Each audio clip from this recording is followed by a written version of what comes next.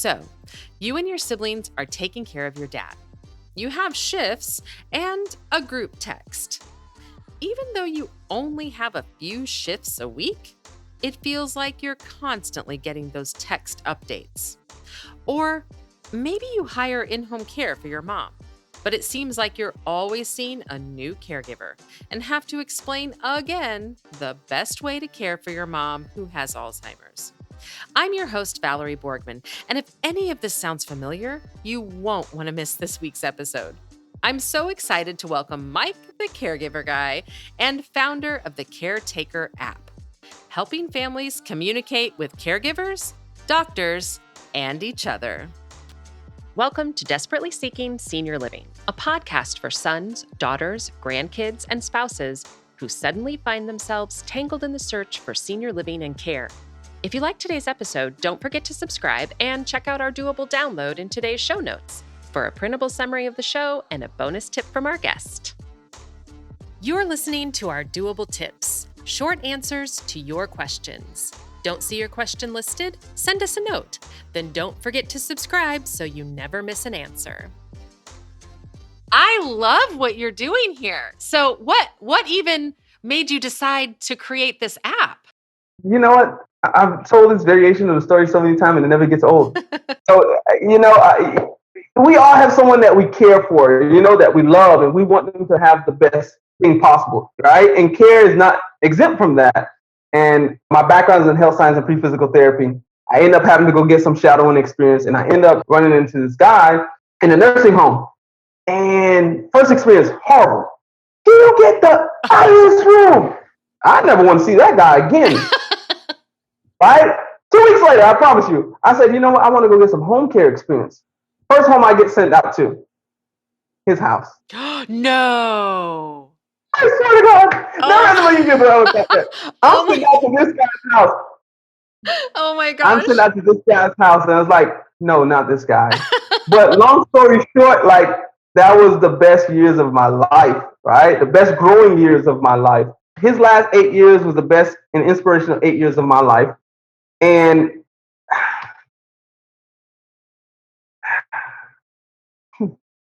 oh my God, it never gets easy. But unfortunately, he passed away. Wow. You were his caregiver for the whole 8 years? Yes, he went through 2 different agencies before that, and his whole family was going through this whole ordeal. And for me, I just saw a lot of the effects that the families had to take on, a lot of the tasks that the families had to take on, and essentially how it was affecting him as well. So I come from a perspective of self-care is the best way for you to show self-love, right? And it's two people in this journey, and it's not just the one that's being diagnosed, right, with this neurological disorder. It's also the person providing this care. So I've seen it from both perspectives, from a professional's perspective and from a family perspective, because ultimately I no longer saw him as my boss, I saw him as a friend. I just wanted what was best for him. At that point in time, when I wanted what was best for him, like most of us, I neglected myself, right? I said, I'm going to figure out these problems, I'm going to solve them. And for most of us, it's put yourself in that boat, put yourself in harm's way, right? And this is where the app actually became real for me, that it had to be another solution. And this is where you actually got really sick. And, we see this so often where the caregivers get sicker than the people they're caring for. Yes. The day that my body shut down. My body shut down midway during performing my duties. Got down to my knees, curled up in a fetal position. I slept away for 4 days. Only got up twice to urinate. And it was like, oh man, I love you, but there has to be a better way that's safe for you and I. And then I began kinking out this process, and it actually took me 5 years to actually get to the point where I actually had a formulated app. Because once again, we make these promises, right? As care partners, as individuals, we make these promises, and we're so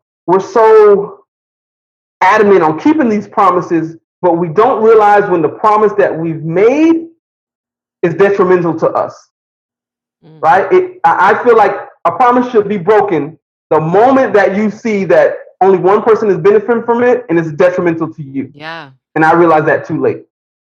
That's when I created the app. So let's talk about it because it's so freaking cool. Thank you. I appreciate that. I love it. So tell us exactly what the app is. So the app was created for a family member, anyone that is providing care for someone. And they have other people coming in to perform the daily tasks that it takes to provide personal care. Whether that's a shower or meals or whatever. Or whatever it may be. So it's specifically created for someone who's providing care to someone and is hiring outside help to come in to perform those duties. And what it does is that it helps you to save time. And I think that's the most important thing for all of us, but especially for caregivers that have a long to-do list. It's to save that time. It's to save you time from having to do specifically this, the one thing that gives you peace of mind, which is ensuring that these people coming in know what to do and how to do it. And from my own experience with Doc, my friend, it was that I can see 7 people, 7 new faces to come into the home to provide care. Wow. In a week. Yeah, I can see that. That did not include myself, nor did that include another agency where we got 2 LPNs from. Because after my body shut down, I decided to focus more on self-care. So I changed that 12-hour shift into an 8-hour shift, but I plugged myself in the middle to ensure that, once again, everyone was communicating. That's the next thing that's important that this application does. It ensures that everyone is communicating throughout this aspect, because what people don't know is that just because people are in the home does not mean they're communicating. And you're also talking about, different companies having different systems and ways they do things. And what I love about the app is that you have the ability to add caregivers into the app. And now everybody has access to be able to not only enter their notes for their shift or as a family member to enter your notes, but everybody can see all the same information. That is correct. That is absolutely correct. And I think it's nothing more important than, first, one, ensuring that these people know what to do, but also ensuring that these people are communicating with each other in addition to you. I truly believe that a family-centric approach is always going to yield the best result. If families are using this, just for them, we have a lot of family caregivers, right? They can take the app to the doctor's appointment and they don't have to remember everything. They don't have to find their notebooks and their handwritten notes. Yes. They can just take that to the doctor's appointment and say, okay, these are the symptoms. This is what's been going on. Yes, absolutely. And that is one of the other things that I want to get out of this application, being that I work from both sides, both perspectives, right? But I needed to start with the family side. I need to start with the family because ultimately I need to save you time. One thing I've learned in this space is that my biggest competitor is not actually another app. It's not. It's actually binders. It's a $3 binder. We are still stuck in this space where it's always been done this way. So I might as well continue to do it this way. Now, of course, you see this in skilled nursing because that's more of like a hospital setting. But in just a regular assisted living or a regular memory care, there are very few that have technology that aid in that shift change. And so that's, I think, another application. And also that transition from home to a senior living community to actually be able, if a family is utilizing this app, to actually be able to invite the director of nursing from the memory care community into the app where they can now see everything that's been going on. Like that. I just think that's so valuable. Worked in other capacities, right? What I've realized with long-term care facilities, any LTC, assisted living, ALS, any facilities like that, is that their working professionals are going to work within the confines of their licenses, right? So they're more strict with these individuals. A CNA is going to do a CNA's job. A nurse is going to do a nurse's job. And it differs within the home setting, because in the home setting, all of them do practically the same job for the same pay, which is not supposed to be like that because there's no one hovering over you to say, all right, we'll fine you if you don't do this. I do love the point that you brought about the transition, though. I love that point. I didn't look at it from that point. So I love that transitioning point and inviting these individuals into the home so you can make your place the new home. Yep, Once again, exactly. repeating the information. Yeah, I love that. Yeah. I wrote that down. I'm glad. That's free. No, just kidding. The next one's going That's to for cost you. you. That's for you. You know, we also work with a lot of families that siblings are all taking shifts Mm, providing that care. And yeah. I thought this is also such a great thing for them to be able to, we're talking about adult Mm-hmm. children who have jobs. They have children. They have their own activities. They have everything they're doing, right? Tell And me so about to it. be able to have this app where everybody is putting all this information in and it doesn't take a 20-minute phone call for a handoff. It just takes you looking at the app. Yes, yes, and that is essentially even if we were to look at additional distant caregivers coming in to take shifts, or we're looking at professionals coming in. This is the thing: we try to squeeze in weeks, days of information in an hour time span. Let's look at that now. How much of that are you actually going to retain? I don't even recall what I ate on Monday. Today's Friday. I don't even recall what I wore. So it's these things that makes it difficult. And I just put out a video the other day stating that how can you get more relatives to help? And I truly think that we need to take the logical standpoint of building confidence. Because think about when you first discovered your loved one had this neurological disorder.